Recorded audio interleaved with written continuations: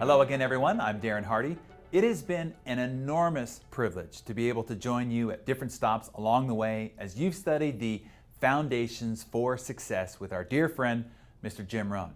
Today you arrive at the final stage of this digital learning series, but that doesn't mean that your journey needs to end here. In fact, you should consider this module the starting point of an entirely new adventure.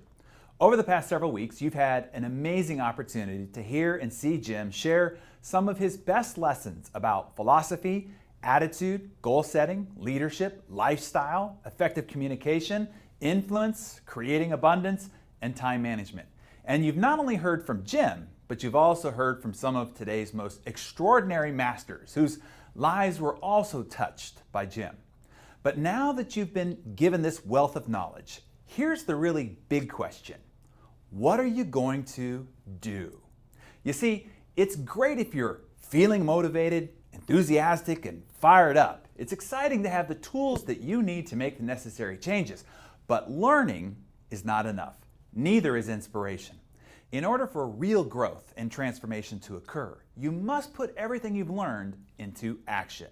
Now that you have a head full of ideas and maybe a heart full of inspiration from the stories and lessons that have been shared with you over the past several weeks, don't let the law of diminishing intent set in. Oh, the law of diminishing intent is the great stealer of new ideas, inspiration, hope, and ambition. Here's what Jim Rohn taught me about the law of diminishing intent. He would say, the time to act is when the idea is hot and the emotion is strong. He would go on to explain, let's say that you'd like to build your library. If that is a strong desire, then go get the first book. Go get the second book. Take action as soon as possible, before the feeling passes and before the idea dims. If you don't, here's what happens. You fall prey to the law of diminishing intent. We intend to take action when the idea strikes us. We intend to do something when the emotion is high. But if we don't translate that intention into action, fairly soon the urgency starts to diminish. And a week from now, the passion is cold, and a month from now, it can't even be found. Imagine standing on a sandy beach looking out at the sparkling blue ocean. And not too far from the shore, you see this large sailboat with its big, beautiful white trimmed sails flapping in the wind. As the wind fills the sails, the boat starts to move away from you and toward the horizon. The large size of the sailboat grows smaller and smaller and diminishes as it goes over the horizon. While I'm not talking about sailing here, I am talking about how your enthusiasm diminishes with each tick of the clock if you don't act on your intentions. The longer you think about an idea without taking action, the more likely it will not materialize. So, take action. Set up a discipline when the emotions are high and the idea is strong, clear, and powerful. If somebody talks about good health and you're motivated by it, immediately begin the process. Just fall on the floor and do some push-ups. You've got to take action. Otherwise, wisdom is wasted. The emotion soon passes unless you apply it to disciplined activity. Discipline is what enables you to capture the emotion and the wisdom and then translate them into action. The key is to increase your motivation by quickly setting up the disciplines. By doing so, you've started a whole new life process. Now, Brian Tracy, John Maxwell, Les Brown, and many others have stated throughout this series that one of the things they loved most about Jim was his desire to always be a student. But the key to Jim's phenomenal success wasn't that he just was wise and knowledgeable. What enabled Jim to lead an extraordinary life and help change the lives of millions of people was that he took everything that he learned and backed it up with massive action. Jim liked to say, don't let your learning lead to knowledge or you'll become a fool. Let your learning lead to action and now you can become wealthy. He'd go on to say, there's nothing more pitiful than a guy who's smart and broke. You see, after 9 modules that you've already learned from, you are now smart, but it will take action to complete the sentence properly. He or she is smart and successful. That's what I want for you. So Module 10 focuses on the importance of taking action. It's human nature to want to achieve more than we already have. And Jim teaches in this module that human beings have the unique ability to radically change the course of their lives any day that we choose. But if everyone wants more, if everybody has the ability to improve his or her life, why do so many people fail to act and fail to make the necessary changes to do so? Well, change can be scary. I mean, I'm sure everyone that's watching this right now is familiar with that feeling of starting a new job at a new office. You know, the butterflies that build up in your stomach, the apprehension, the uncertainty. It may have been enough to make you wish that you never left your old job, even if you hated your old job, simply because it was comfortable and familiar. If changing from one job to another can have that kind of effect, it's no wonder that people are intimidated by the prospect of making major life changes. The sad reality is many people would rather stick with the status quo and lead mediocre lives because they are afraid of what they will have to do in order to change. Hey, look, I speak from experience.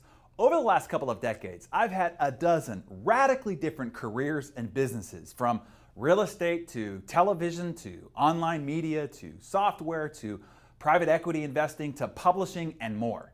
And each new venture required a personal reinvention. So I know firsthand how scary and difficult change can be. But I'd like to share a few things that I learned along the way that made each transition a little less daunting. First, you can change because you have unique strengths, talents, and advantages. You may not believe that, but trust me, you can do certain things that most people cannot do or cannot do as well as you. So identify what those strengths are by asking yourself, what do I seem to do better than most everyone else? What comes easily and naturally to me? What attribute, skill, or ability do people tend to compliment me on? Once you know what your natural strengths and talents are, work on developing them further, and there will be no limit to how successful you can become. Second, spend some time thinking about what really exhilarates you.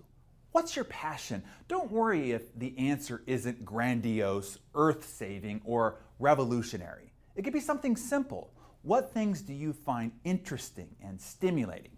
What fills you with energy just thinking about it? Now think about how you can turn that passion into profits.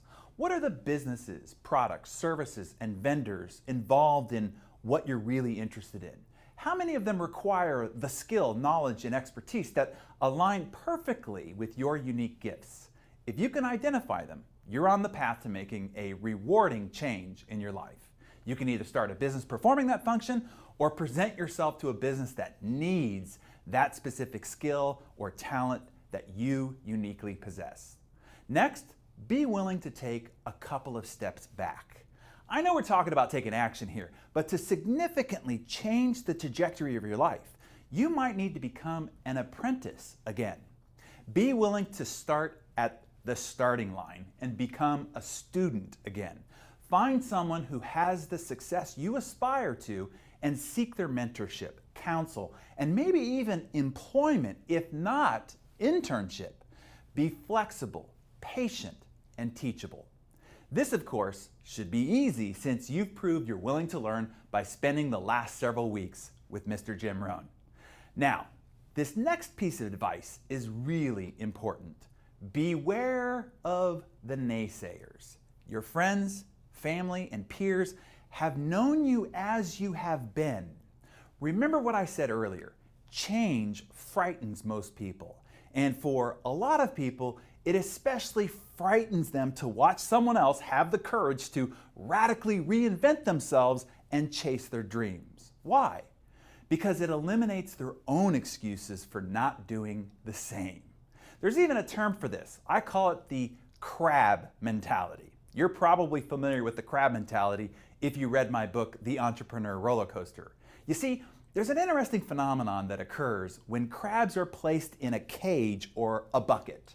Even though they are piled high, one on top of the other, making it easy for any of them to escape, Any crab fisherman will tell you there's no need to even place a lid on the bucket of crabs, because if one crab tries to make a break for it, the other crabs will immediately pull it back down into the bucket. They will do this over and over again, ensuring their collective demise. The crab mentality is the mentality that says, if I can't have it, neither can you. When people in your life doubt you and try to make you believe that you can't change, they are like those crabs in the bucket, dragging you back down to the level they're comfortable with.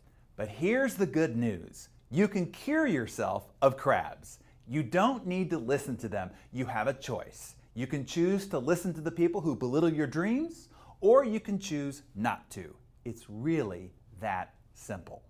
So, find models, mentors, and a peer group who share your ambition and will be allies in your new adventure. Study material that will support you as you build your new skills, attitudes, and knowledge, and then apply what you've learned as you continue to grow and change. You can massively change the direction of your life, but it requires more than wisdom and affirmation. Only action makes the fulfillment of any dream possible.